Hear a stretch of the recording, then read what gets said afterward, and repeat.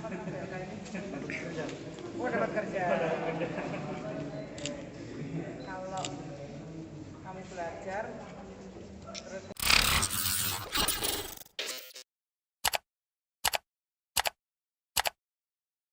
ngomong apa tentang BLK ini? Oh, dapat kerja. Kalau kami belajar terus kemudian punya skill, insya Allah bisa cepat kerja. Amin.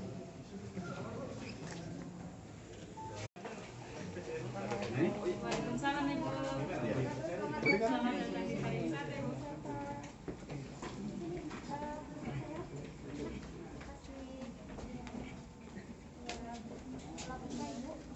Lampu kayak ini yang bikin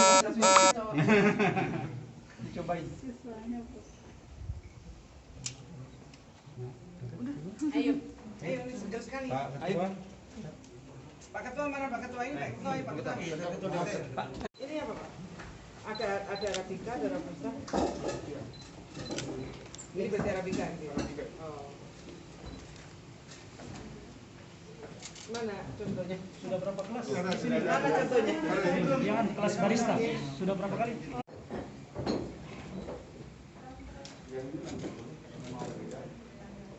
Oh iya, campuran antara Robusta sama Arabica.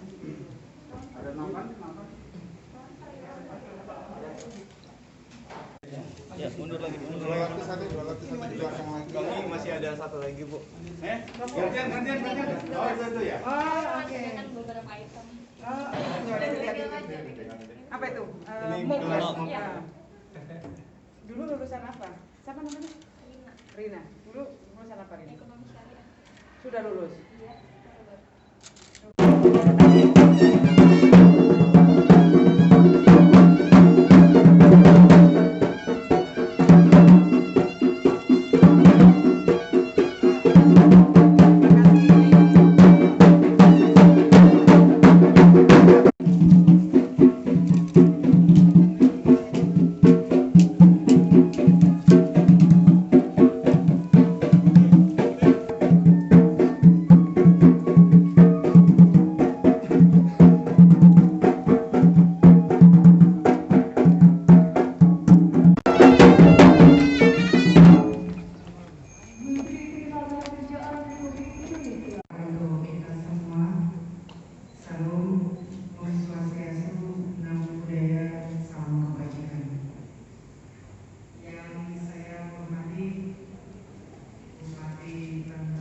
Mulai dari kemarin berkunjung di BLK Makassar, sekarang ke BLK Banteng.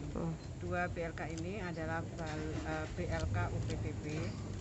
Di sini dilakukan, kalau kemarin saya membuka pelatihan PBK tahap pertama, kalau di sini menutup pelatihan PBK tahap pertama karena pelatihan sudah berlangsung.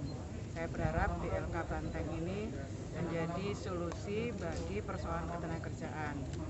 Solusi persoalan ketenagakerjaan itu kita masih butuh peningkatan kompetensi karena tenaga kerja kita dengan pendidikan yang rendah tentu kompetensinya juga rendah. Kita masuk pada industri 4.0. Kemudian kita punya PR karena pengangguran akibat pandemi ini cukup tinggi. Jadi BLK harus bisa menjadi solusi pada persoalan ketenagakerjaan tersebut. BLK juga harus mampu mengikuti dinamika dunia usaha dan dunia industri. BLK harus menjadi tempat bertemunya dunia usaha dan dunia industri. Seluruh proses ini harus karena dinamika ketenagakerjaan itu cukup tinggi, maka BLK harus mampu beradaptasi dengan dinamika tersebut. Dan saya berharap disinilah bertemunya teman-teman dunia usaha, dunia industri. Disinilah pusat peningkatan kompetensi. Disinilah pusat penyiapan tenaga kompeten untuk menjadi seorang pelaku usaha mikro dan kecil. Dan saya berharap BLK ini mampu berkolaborasi dengan pemerintah daerah, berkolaborasi dengan dunia usaha dan dunia industri.